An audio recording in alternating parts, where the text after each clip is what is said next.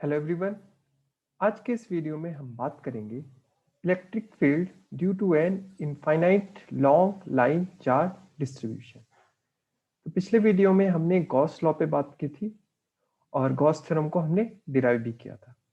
आज हम उस गॉस थ्योरम का एप्लीकेशन पे बात करेंगे और ये उसका फर्स्ट एप्लीकेशन है। यानी कोई आपका इनफाइनाइटली लॉन्ग चार्ज्ड वायर है तो उसके किसी पॉइंट पे इलेक्ट्रिक फील्ड कितना होगा वो हम गॉस थ्योरम का एप्लीकेशन अप्लाई करके उसको हम कैलकुलेट करेंगे। तो इस प्रॉब्लम को सॉल्व करने के लिए सबसे पहले हम ले लेते हैं एक इनफाइनाइटली लॉन्ग वायर। एक इनफाइनाइटली लॉन्ग वायर बहुत ही लंबा है, इनफाइनाइट इसको लेते हैं। इनफाइनाइट का मतलब इनफाइनाइट नहीं, इनफाइनाइट का मतलब है इट्स वेरी लॉन्ग। और इस पे हम पुट कर देते हैं एक पॉजिटिव चार्ज, यानी एक चार्ज्ड वायर है हमारा, ये हमने इसको चार्ज कर दिया एंड इट्स वेरी थिन, ये थिन है। ओके अब हमें इसके किसी पॉइंट पे, सपोज इस पॉइंट आर पे, हमको मान लीजिए ये पॉइंट हमने आर ले लिया, इस आर डिस्टेंस दूर ये कोई पॉइंट ले लिया हमने, इस पे हमें फील्ड निकालनी है। तो इस पॉइंट पे अगर हमें फील्ड निकालना है तो पहले तो हम इलेक्ट्रिक फील्ड की बात कर लेते हैं। तो इस जो पॉजिटिव चार्ज जो वायर है हमारा, इसकी वजह से जो इलेक्ट्रिक फील्ड होगी उसकी डायरेक्शन कुछ इस तरीके से होगी। ये आपका electric field line positive charge से आउटवर्ड डायरेक्शन में ये होगा और दोनों साइड होगा, यानी इस सरफेस के इस साइड भी आपका इस तरीके का ये फील्ड का डायरेक्शन हो गया इस वायर की वजह से। ठीक है, अगर निगेटिवली चार्ज होता है तो ये इनवर्ट डायरेक्शन में होता। तो जैसा कि हमें मालूम है, हमें इसमें गॉस लॉ लगाना है। तो गॉस थ्योरम को अप्लाई करने के लिए हमें एक गॉसियन सरफेस ड्रॉ करना होगा। तो इसमें हम सबसे पहले ड्रॉ कर लेते हैं गॉसियन सरफेस। अब ये वायर हमारा very thin infinitely long wire है, तो इसके लिए जो हम गॉसियन सरफेस ड्रॉ करेंगे वो हम एक सिलेंडर की फॉर्म में एक गॉसियन सरफेस ड्रॉ करते हैं। हम बना लेते हैं एक सिलेंडर। सिलेंडर ये बना लिया हमने एक सिलेंडर, और इस सिलेंडर का जो रेडियस है उसको हम आर ले लेते हैं, और इसकी जो लेंथ है इस सिलेंडर की वो हम स्मॉल एल ले लेते हैं। ये हमने सिलेंडर ड्रॉ कर दिया। कोशिश करेंगे कि आपका सिलेंडर है उसका रेडियस आर ही रहे, क्योंकि हमें आर पॉइंट पे ही निकालना है इलेक्ट्रिक फील्ड कितनी है। तो ये बना दिया हमने एक Gaussian surface, cylindrical Gaussian surface. क्योंकि गॉस थ्योरम लगाने के लिए हमें क्लोज सरफेस चाहिए, है ना, क्लोज सरफेस। और स्फेरिकली सिमेट्रिक क्लोज सरफेस आपका ये एक सिलेंडर फॉर्म करता है, क्योंकि ये cylindrical symmetric close surface form करेगा। तो इस वायर का, जैसे कि हमने डिस्कस किया, इसका लेंथ जो है वो स्मॉल एल है। ये हो गया इसका स्मॉल एल। तो अब हम इसमें इस अपने सिस्टम पे लगाएंगे अपना गॉस थ्योरम। बट इस गॉस थ्योरम को निकालने के लिए हमें सबसे पहले लगाना, हमें इसका फाइंड करना होगा व्हाट इज द फ्लक्स। तो देखिए इस फ्लक्स में निकालने के लिए what is the flux, flux जो होगा इसका नेट फ्लक्स जो कि होगा phi of E is equal to if the surface integral of electric field, surface integral of this electric field. तो इस इलेक्ट्रिक फील्ड का जो सरफेस इंटीग्रल निकालने के लिए हम इसमें छोटे छोटे कुछ एलिमेंट ले लेते हैं, कुछ पैचेस ले लेते हैं। तो मान लीजिए इसमें देखिए तीन सरफेस हैं। एक तो इसका ये क्रॉस सेक्शनल सरफेस है, ये क्रॉस सेक्शनल सरफेस हो गया इस सिलेंडर का। और एक ये डाउनवर्ड में एक ये क्रॉस सेक्शनल सरफेस हो गया, और एक सरफेस हो गया इसका कर्व्ड सरफेस, कुछ इस तरीके का एक कर्व्ड सरफेस हो गया। तो ये कुछ सरफेस हो गए। तो इसमें हम सबसे पहले इसके जो अपर सरफेस है इसमें एक छोटा सा एक एक एलिमेंट ले लेते हैं, सरफेस एलिमेंट। ये कुछ इस तरीके का हमने सरफेस एलिमेंट ले लिया।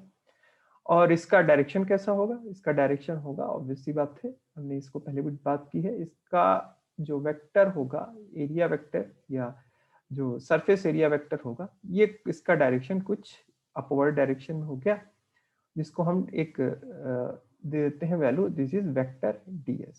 ठीक है, और इसको हम दे देते हैं वेक्टर ds1। ओके, इसी तरह एक डाउनवर्ड सरफेस है, डाउनवर्ड जो क्रॉस सेक्शनल हमारा सरफेस है, इसमें हम छोटा सा एक ले लेते हैं, एक very small surface area element कुछ इस तरीके से। और उसका भी डायरेक्शन जो होगा वो किस साइड होगा, वो होगा आपका डाउनवर्ड डायरेक्शन। ये हमने दे दिया इसको TS2।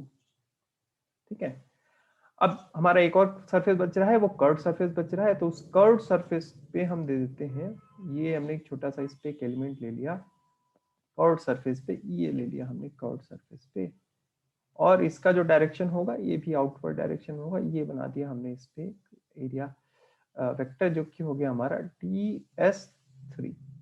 ठीक है, ये हमारे कुछ इस तरीके से हमने गॉसियन सरफेस पे अपने जो वेक्टर्स हैं, एरिया वेक्टर्स के जो स्मॉल एलिमेंट है, वो हमने उसकी डायरेक्शन ड्रॉ कर लिया, एक छोटा सा हमने ये ले लिया।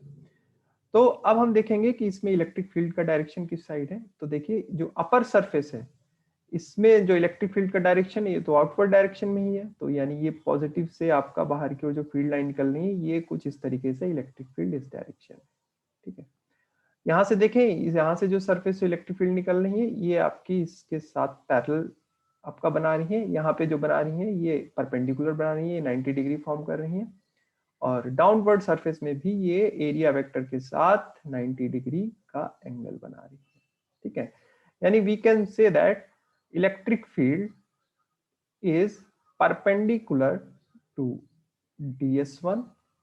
ठीक है, and again electric field is perpendicular to the below surface area element DS2, and electric field is parallel to जो curved surface area element है, जो कि है DS3।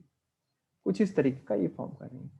तो अगर हम इसको देखें, नेट जो हमारा फ्लक्स होगा वो इन तीनों सर्फेसेस का इंटीग्रेशन होगा, यानी इन तीनों सर्फेसेस से क्रॉस होने वाली इलेक्ट्रिक फील्ड लाइंस का सरफेस इंटीग्रेशन होगा। तो हम इसको जरा देखते हैं। तो it's electric field into DS1 plus electric field dot product with DS2 and plus integral over electric field into DS3।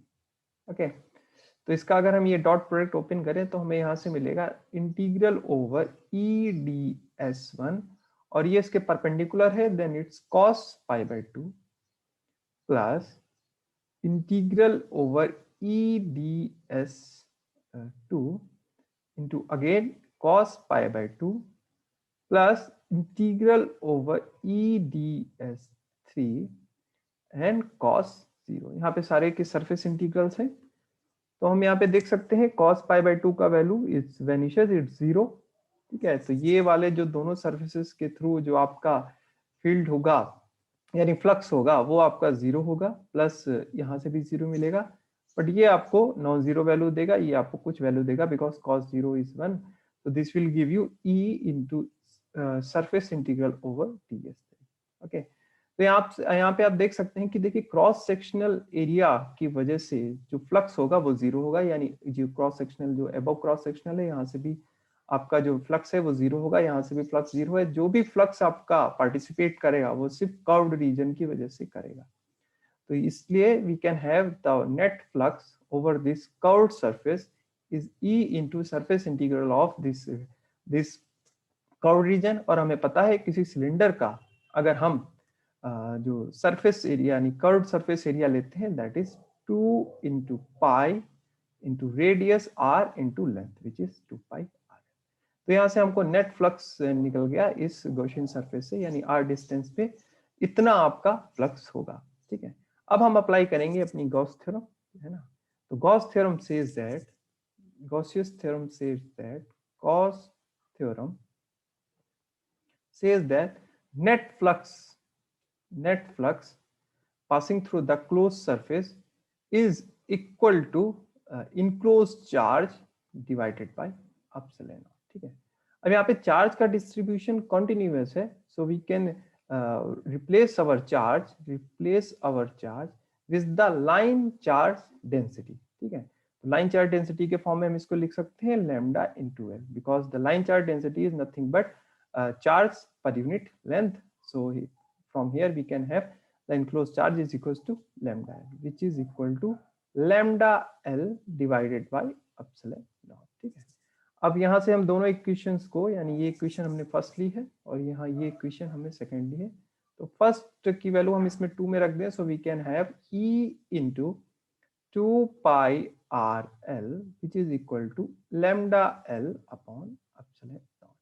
तो यहाँ से देख सकते हैं L से L रिमूव हो गया, so from here we have the net field which is lambda over 2 pi epsilon naught into R. Okay, 2 pi epsilon naught into R. So ये हो गई हमारी net electric field at the distance R from infinitely long line charge distribution, infinitely long line charge distribution. And अगर हम इस field का direction की बात करें, यानी अगर हम वेक्टर इस पे अप्लाई करें, यानी वेक्टर देखें, तो इसका जो डायरेक्शन होगा that is outward normal to the surface, यानी एन कैप। ये इसका डायरेक्शन हो गया, यानी फील्ड का जो डायरेक्शन होगा वो कर्व्ड सरफेस से आउटवर्ड डायरेक्शन में इसका जो डायरेक्शन होगा।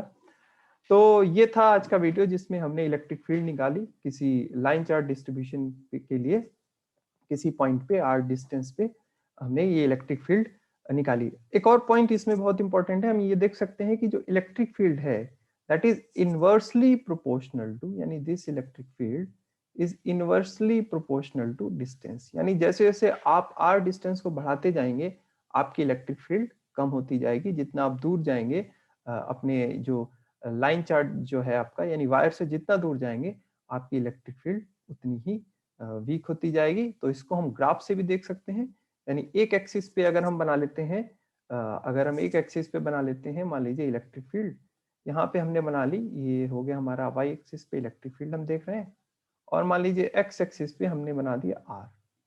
ठीक है, तो आर जितना कम होगा इलेक्ट्रिक फील्ड उतनी ही ज्यादा होगी, और जैसे जैसे आप आर को बढ़ाते जाएंगे आपकी इलेक्ट्रिक फील्ड कम होती जाएगी। ओके, सो ये था आज का वीडियो जिसमें हमने बात की कि इलेक्ट्रिक फील्ड हमने कैलकुलेट की किसी पॉइंट पे आर डिस्टेंस दूर किसी लाइन चार्ज डिस्ट्रीब्यूशन के लिए जो कि इनफाइनाइटली लॉन्ग था। तो इस वीडियो में इतना ही। अगले वीडियो में हम एक और एप्लीकेशन पे बात करेंगे जिसमें हम गॉस लॉ की एक और एप्लीकेशन के थ्रू इलेक्ट्रिक फील्ड निकालेंगे। अगर आपका इसमें तो लाइन का डिस्ट्रीब्यूशन था, अगर सरफेस पे डिस्ट्रीब्यूशन है चार्ज का, उसके लिए। So thanks for watching this video. इस वीडियो से रिलेटेड कोई भी क्वेरी हो तो सो कमेंट बॉक्स में जरूर बताएं। थैंक्स।